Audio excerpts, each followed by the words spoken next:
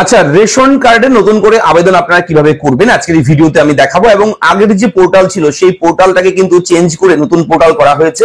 পশ্চিমবঙ্গ রাজ্য খাদ্য দপ্তরের অফিসিয়াল ওয়েবসাইটটা অনেক চেঞ্জ করা হয়েছে, তবে দুশ্চিন্তার ব্যাপার নেই। সেই পোর্টালে আগের পোর্টাল এই পোর্টালের ডিজাইনটা একটু এলোমেলো হয়েছে, তবে অপশনগুলো কিন্তু সেই একই রকম রয়েছে। তবে আপনারা কিভাবে কোন অপশনে ক্লিক করে কিভাবে আপনি ফর্ম ফিল আপ করে অনলাইনের মাধ্যমে নতুন রেশন কার্ডের জন্য আবেদন করবেন, আপনার পরিবারে কোনো ব্যক্তির নাম আপনি যুক্ত করবেন, সেটা কিভাবে করবেন, এই সব বিষয় এই ভিডিওতে আমি দেখাবো, প্র্যাকটিক্যালি বুঝিয়ে দেওয়ার চেষ্টা করবো, শিখিয়ে দেওয়ার চেষ্টা করবো। তাই মন দিয়ে থাকবেন ভিডিওতে, আমি থাকবো ভিডিওতে আপনার সঙ্গে শুভঙ্কর। আপনি দেখছেন আপনাদের প্রিয় ইউটিউব চ্যানেল রেফারেন্স, চ্যানেলটাকে সাবস্ক্রাইব করুন, ভিডিওটাকে লাইক করুন, একটু বেশি করে শেয়ার করবেন যাতে করে সবার কাছে এই আপডেটগুলো পৌঁছায়।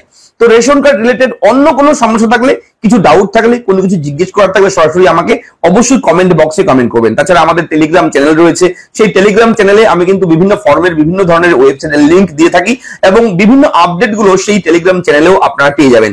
এবং ভিডিও নিচে ডেসক্রিপশনে আমাদের টেলিগ্রাম চ্যানেলের লিংকটা দেবো, সেই লিংকে ক্লিক করে আপনি অবশ্যই টেলিগ্রামে যুক্ত হতে ভুলবেন না।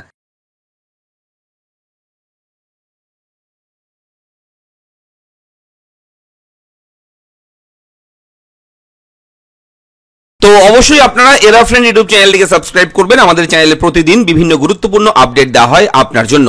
চলে যাবেন পশ্চিমবঙ্গ রাজ্যের ফুড ডিপার্টমেন্টের অফিসিয়াল ওয়েবসাইট, যে ওয়েবসাইট হচ্ছে food.wb.gov.in, department of food and supplies, government of West Bengal. দেখতে পাচ্ছেন এইরকম ইন্টারফেস, নতুন পোর্টাল, এটা নতুন ওয়েবসাইট। এটা আগের পুরনো ওয়েবসাইট থেকে কিন্তু কাজ অনেক কিছু বন্ধ রয়েছে, নতুন পোর্টালে কিন্তু সমস্ত কিছু ট্রান্সফার করা হয়েছে এই পোর্টালে।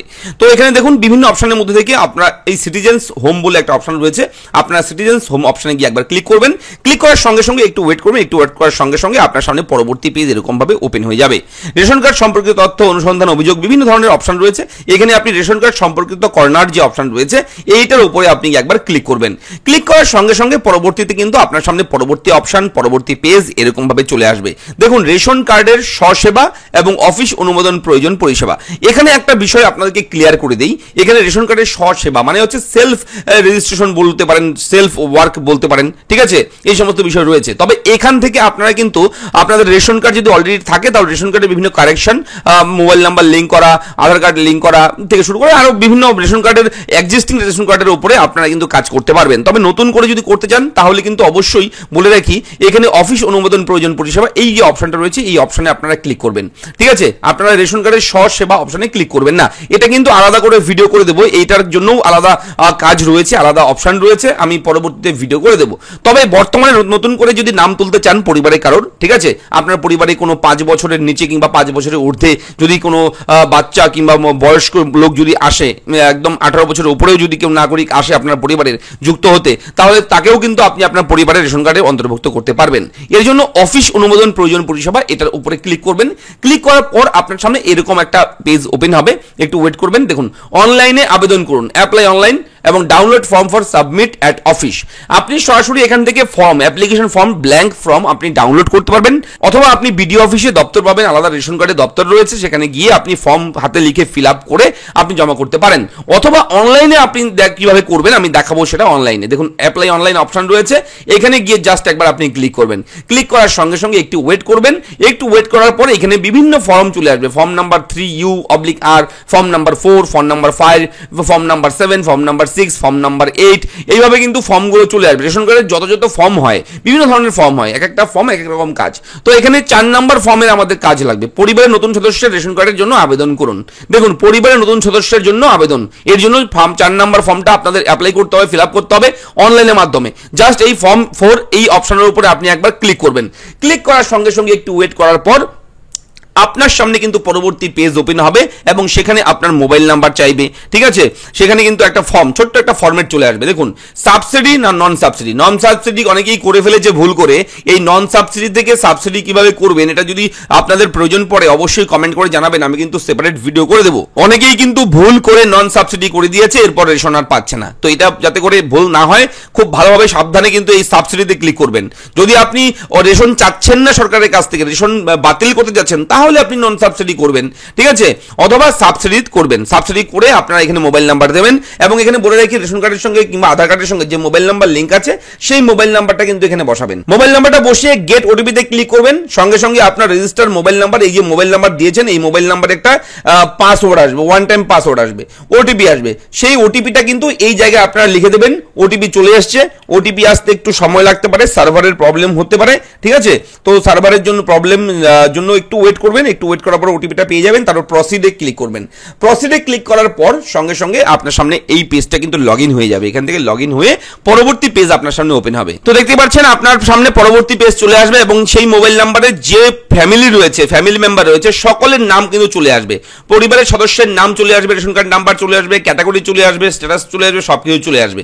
এবার এখানে একটা কাজ করতে হবে, এই পেজের নিচের দিকে আসতে হবে। নিচের দিকে আসার পর দেখবেন অ্যাপ্লাই ফর ফর্ম নাম্বার 4 লেখা রয়েছে। প্রথমেই দেখুন লেখা রয়েছে to add members on your existing family, অর্থাৎ এই পরিবারে আপনি কাউকে যুক্ত করবেন, নতুন করে নাম তুলবেন, নতুন করে আবেদন হবে।